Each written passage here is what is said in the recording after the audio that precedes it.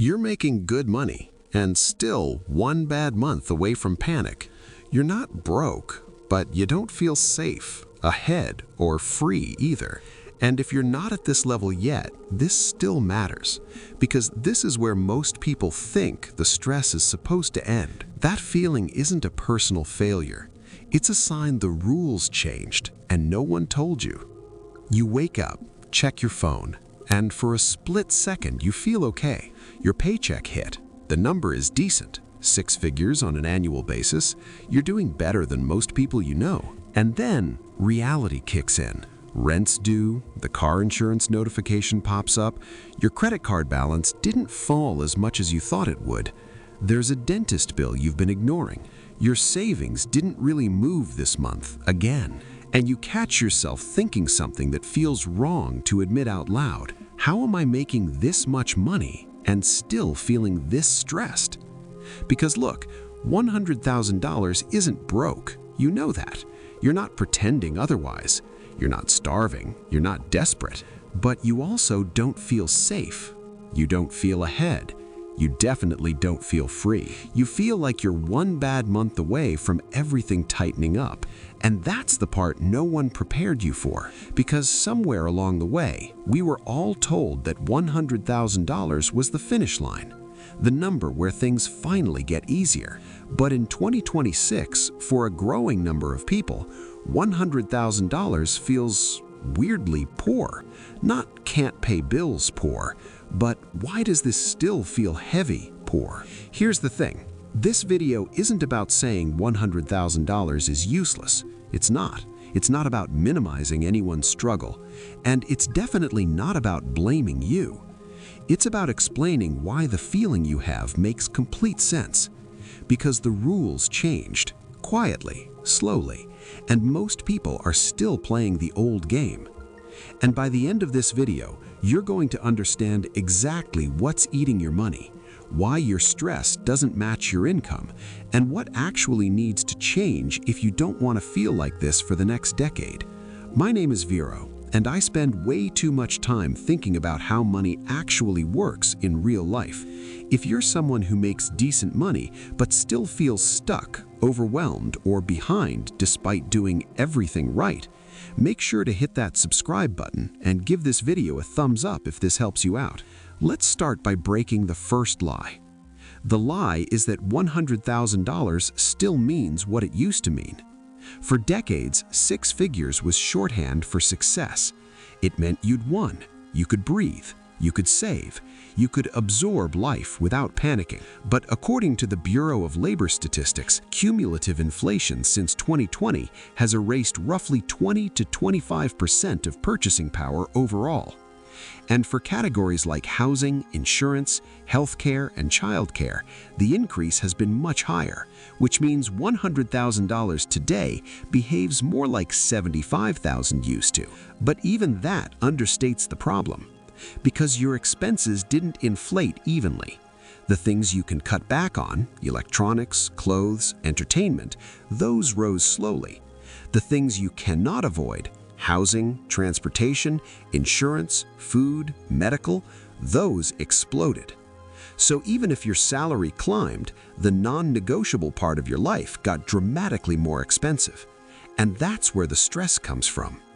Let's talk real numbers.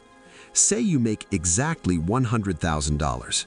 After federal taxes, state taxes, Social Security, Medicare, and basic benefits, your take-home pay is probably around $6,000 a month, maybe $6,200 if you're lucky, maybe less if you're not. Now, let's walk through a very average 2026 lifestyle. Not luxury, not reckless, just normal. Rent or mortgage in a decent area, $2,200. Car payment plus insurance, $900. Health insurance and out-of-pocket medical, $600. Groceries, $800. Utilities, phone, internet, $350. Student loans or other debt, $400. You're already at $5,250. And notice something important. There's no extravagance here. No luxury travel, no designer anything, no living large.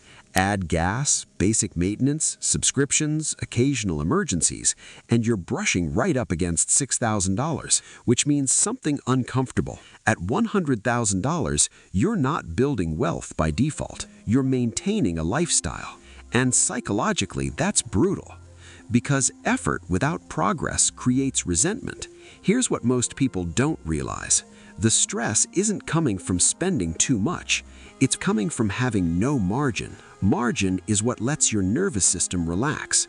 It's what lets a bad month not spiral into anxiety. And $100,000 used to have margin. But now, for many people, it doesn't. This is also why comparison hurts more than ever. You see other people traveling, upgrading, posting wins, and your brain fills in the blanks with, "I should be able to afford that too." But what you don't see is their debt, their family help, their stress, or the fact that they're burning future money to look comfortable today. Now, let me pause here and talk to you directly for a second. If you're watching this and thinking, "This is exactly how I feel," I want you to answer this honestly. What's the one expense in your life right now that feels completely locked in? Not the biggest, the hardest to change. Drop it in the comments if you're comfortable. Not to complain, but to see how many people are dealing with the same thing. And if this is clicking so far, go ahead and like the video. It helps get this in front of people who need to hear it. Because what we're about to talk about next is where everything really shifts. Let's talk about time. At $100,000, you're still trading time for money. Yes, at a higher rate than before, but your income is still directly tied to your effort and availability. If you stop working, the money stops, and that creates a constant background anxiety that never fully turns off. Even on weekends, even on vacation, even when things are fine, because deep down, you know the whole structure depends on you showing up. This is why two people can make the same income and feel completely different. One has low fixed costs and growing assets. The other has high fixed costs and no leverage. Same income, completely different emotional experience. And this is where the math really matters. Let's say after all expenses, you're saving $500 a month. That's $6,000 a year. At that pace, it takes over 16 years just to build $100,000 in savings, assuming nothing goes wrong and you never touch it. Now factor in inflation, emergencies, life changes. Suddenly the timeline feels discouraging. And this is where a lot of people start self-blaming. I should budget harder. I should be more disciplined. I must be doing something wrong. But discipline doesn't fix structure. This is the point where most people think they need more income, but income isn't the first fix. Clarity is, because you can't reduce fragility if you can't see it. When I hit this wall myself, I realized I didn't have an income problem. I had a visibility problem. I couldn't clearly see how much real margin I had, how many months I could survive without income, which fixed expenses were quietly locking me in, whether my habits were actually moving me forward. So I built a simple structure that forces honesty, not a complicated budgeting app, not a finance theory course, a system, a finance tracker that shows real cash position, a weekly planner that connects time to money decisions, a task tracker that turns goals into movement, a habit tracker that prevents drift. Nothing fancy, just structure that removes ambiguity.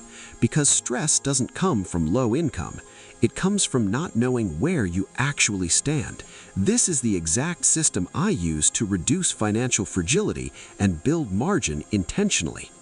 If you're serious about feeling unbreakable instead of just looking successful, it's linked below. No pressure. But if this video felt uncomfortably accurate, you probably need structure more than motivation. Here's what most people don't realize. $100,000 feels poor because it sits in the most dangerous zone. Too high to live simply without judgment, too low to absorb real shocks comfortably. You're expected to maintain appearances. You're expected to act successful. And every expectation comes with a cost. Now, you might be thinking, so what am I supposed to do?